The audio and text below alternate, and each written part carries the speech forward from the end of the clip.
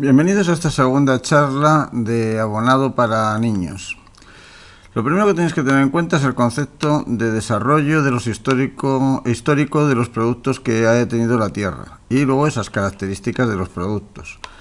Para el desarrollo histórico hay que tener en cuenta el estudio de los suelos, de los cultivos, su rentabilidad, la búsqueda de las materias primas de donde vienen esas plantas, que cómo lo buscan, la investigación y desarrollo para la formulación adecuada del abonado, dónde lo van a fabricar y cómo se va a fabricar y en forma de qué, si grano o qué, o líquido. Las características de los productos es que sean de origen natural o complejos, pero que tengan una ligera reacción química. Esa es la diferencia entre ligero y natural. La fórmula de cada grano de abono, el almacenamiento prolongado o la caducidad, la variedad de presentaciones y que el grano no se rompa.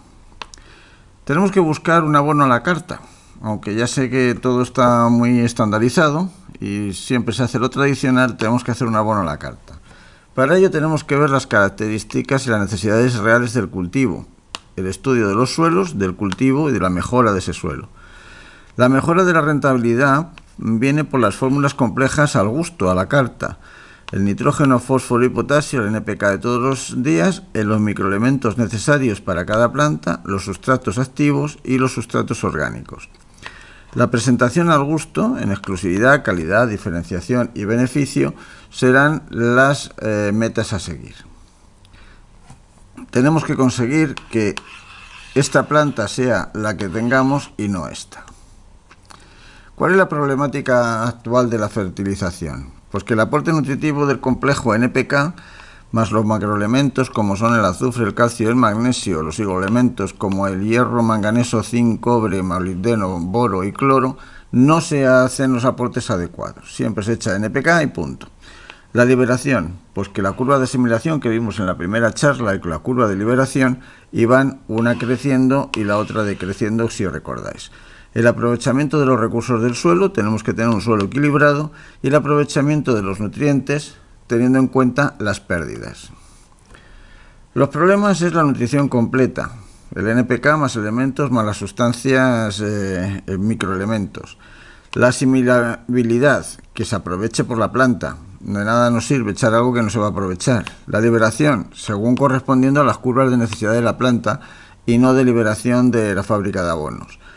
El equilibrado, con la ley del mínimo del barril que vimos en la primera charla, que se aprovechen los recursos, recordar lo que era la arcilla y los bloqueos a los que estaban sometidos, las sustancias que tenían y las pérdidas por lavado, por bloqueo y el complejo cálcico.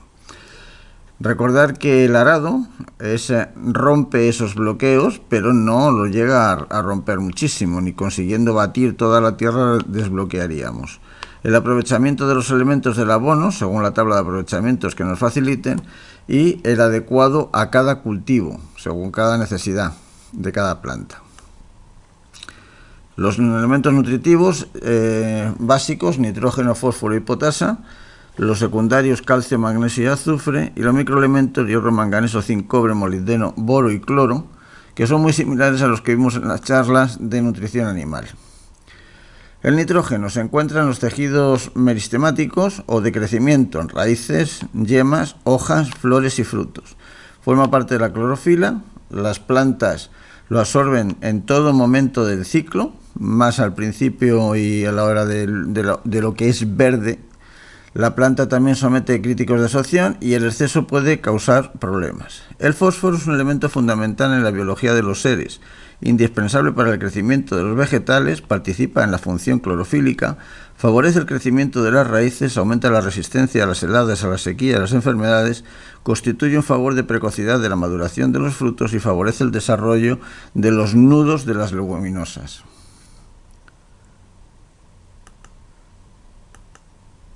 El potasio es un elemento principal en la nutrición de las plantas, es de los tres básicos. Interviene en la economía del agua absorbida por los cultivos, disminuyendo la transpiración. Contrarresta la acción del calcio, como la absorción del calcio embestece las legumbres secas, se puede mejorar su calidad por el abundante abonado potásico. El carácter de las tierras que producen legumbres finas radica en que son suelos ricos en potasa, con escaso contenido en calcio. Cuando los suelos se encuentran bien dotados de potasio, los cultivos se defienden mejor de las enfermedades microbianas, de las rollas, de los mildius, del reptilo o de los tuberculosis. Intervienen las numerosas e importantes funciones como la fotosíntesis y la transpiración. Forma los azúcares, el color y la acidez de los frutos. La prolongación de su conservación también depende del nivel de potasio y es un elemento esencial para el rendimiento y la calidad de las cosechas. En cuanto a los microelementos, el calcio es esencial para el desarrollo. Da mayor resistencia a los tejidos y su carencia una reducción del desarrollo. El azufre está en compuestos orgánicos, aminoácidos, coenzimas, vitaminas y proteínas. Es el desarrollo de la proteína y su carencia, el crecimiento lento y débil, con tallos cortos y fructificación incompleta. Con estos datos, cuando veáis las plantas, podéis ir a haceros una idea de lo que realmente no se está aprovechando, si se está aportando o no se tiene porque carece. El hierro son compuestos orgánicos, interviene con los procesos de oxidorreducción, enzimas y clorofila. Su carencia, la clorosis. El color verde no es tan verde, es más amarillento. El manganeso también forma parte de los complejos orgánicos y también da clorosis si no existe. El zinc, procesos enzimáticos de la planta y formación de auxinas, que son muy importantes para el crecimiento. Es un catalizador y regulador del metabolismo vegetal y su carencia también produce clorosis, desarrollo de las hojas joven y de los brotes. El cobre forma parte de los procesos enzimáticos. Suele haber problemas para que las gramíneas, un exceso da la toxicidad y la carencia la clorosis con reducción de los entrenudos, deformación de las plantas y borde de las hojas. El boro forma parte del ácido ribonucleico y participa en la síntesis de la pared celular. No solo debe existir, sino que debe ser asimilable. Se bloquea muy fácil con un pH alto o con una sequía intensa y tiene carencia inducida. El molibdeno participa en las enzimas y el nitrato reductasa. Es esencial en las leguminosas para la fijación del nitrógeno y su carencia se acentúa con la acidez del suelo. Cuanto más acidez del suelo, más molibdeno se pierde.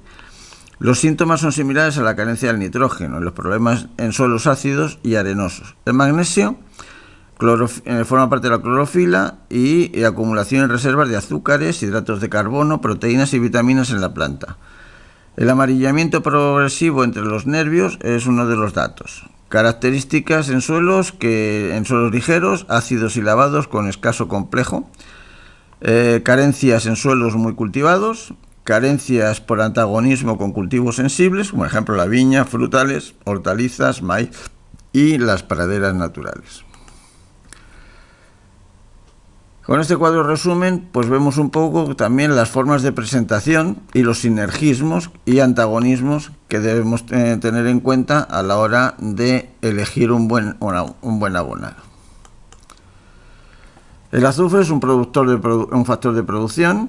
Sin azufre, una media, por ejemplo, según los datos del Instituto Técnico Cereal de Francia, sin azufre, esto es la producción, y con un azufre más grande, pues tenemos un incremento también en el magnesio. Vemos aquí también los kilos por hectárea producidos según el magnesio, la producción con materias y la cantidad de materia seca, la influencia del magnesio en la producción ya la hemos comentado, y en la calidad tenéis aquí los rendimientos con un aporte bueno de magnesio. En los oligoelementos, en esta tabla, pues veis también el cobre, el zinc, magnesio, boro, hierro y molibdeno, cómo van actuando y las causas, las curvas de crecimiento y de asimilación y de los suelos favorables o desfavorables.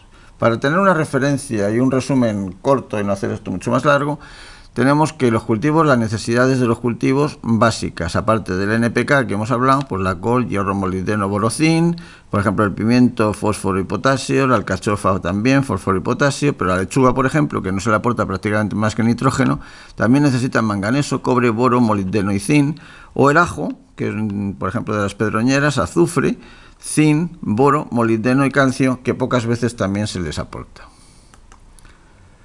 Las diferencias de aportar microelementos es evidente y los efectos, pues resumen, magnesio, la fotosíntesis y el rendimiento, azufre, clorofila, reacciones enzimáticas, en fin, todo lo que hemos visto ya y hemos hablado anteriormente. Es que muchas gracias por asistir y espero que os sea útil, que tengáis buenos cultivos.